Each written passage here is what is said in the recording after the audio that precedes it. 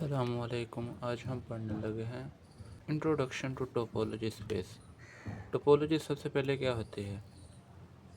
Topology हमारे पास कोई भी सेट एक्स होता है जो कि नॉन एम्प्टी सेट होता है, उसका एक सबसेट जो कि टार्क होता है।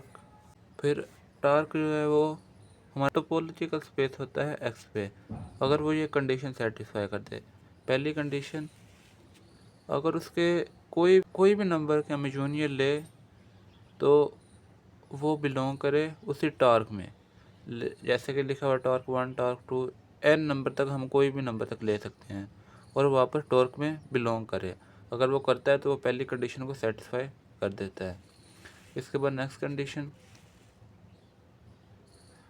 Intersection of finite number of member of टार्क बिलोंग टू टार्क, यानी उसके फाइनाइट यानी गिने जाए उतने नंबर का अगर हम इंटरसेक्शन लें और वो इंटरसेक्शन टार्क को ही वापस बिलोंग करे तो फिर वो टोपोलॉजी स्पेस की दूसरी कंडीशन को सेटिस्फाई कर रहा है।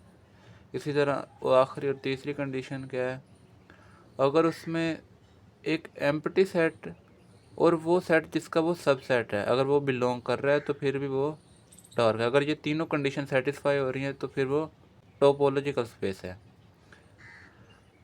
अगर कोई सेट और उसका सबसेट ये कंडीशन फॉलो कर रहे हैं तो फिर उसे हम कहते हैं topological space on torque. Topological space की हमारे पास एक सादा सी एग्जांपल है जिसमें हमारे पास एक एक्स सेट है जो कि नॉन एम्प्टी है और टार्क उसका सबसेट है जो उसके सारे एलिमेंट एक्स में लाई करते हैं। उसमें सबसे पहले टोपोलॉजिकल कंडीशन की हमारे पास यूनियन आती है। यूनियन हम इन्फिनिटी का किसी नंबर के साथ लेंगे तो वो नेक्स्ट नंबर ही आएगा, वो जो कि टार्क में मौजूद है। और एक्स का किसी के साथ भी लेंगे तो हमारे पास एक्स ही आएगा क्योंकि एक्स सारे नंबर कंटेन करता है। ए का बी के साथ लेंगे तो ए बी आएगा जो कि हमारे पास टार्क में मौजूद है। इसी तरह बी और ए बी का लेंगे वो भी ए बी आंसर आएगा और वो भी हमारे पास टार्क में मौजूद है। इसलिए यूनियन कंडीशन पहले सेटिस्फाई हो जाती है और दूसरी इंटरसेक्शन की। इन्फिनिटी किसी नंबर के साथ इंटरसेक्शन लेंगे तो हमारा इन्फिनिटी आंसर है क्योंकि उनमें कोई कॉमन नहीं होगा। और एक्स का किसी दूसरे नंबर के साथ लेंगे तो हमारा दूसरा आंसर आएगा क्योंकि एक्स सारे नंबर कंटेन करता है और जो उनका दूसरा नंबर होगा वो सिर्फ अपने कंटेन करेगा, इसलिए हमारा अदर सेट आंसर आएगा। ए बी का लेंगे तो इसमें कुछ कॉमन है तो इन्फिनिटी आएगा, तो इसका ये इन्फिनिटी हमारे टार्क में मौजूद है। और ए बी और ए का इंटरसेक्शन लेंगे तो हमारे पास ए कॉमन है तो इंटरसेक्शन आ गया और जो कि टार्क में मौजूद है।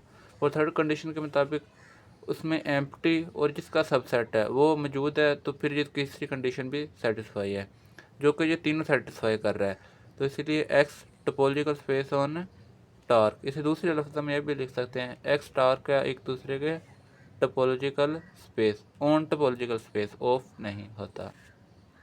इनडायरेक्ट स्पेस कौन सी होती है? जिसमें इन्फिनिटी और जिसका सबसेट है वो सेट अगर मौजूद है तो वो इनडायरेक्ट स्पेस होते हैं।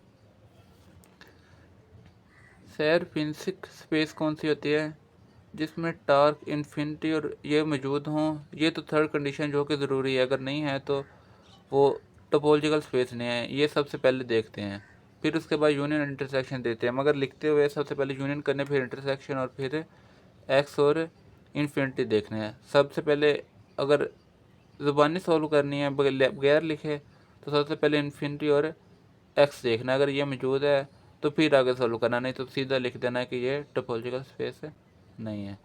सैरफिंसिक स्पेस जिसका टार्क वो होती है जिसमें इन्फिनिटी और एक्स बिलोंग करे विद उसका कॉम्प्लीमेंट किसी भी सेट का और वो सेट भी मौजूद हो तो वो सैरफिंसिक स्पेस होती है।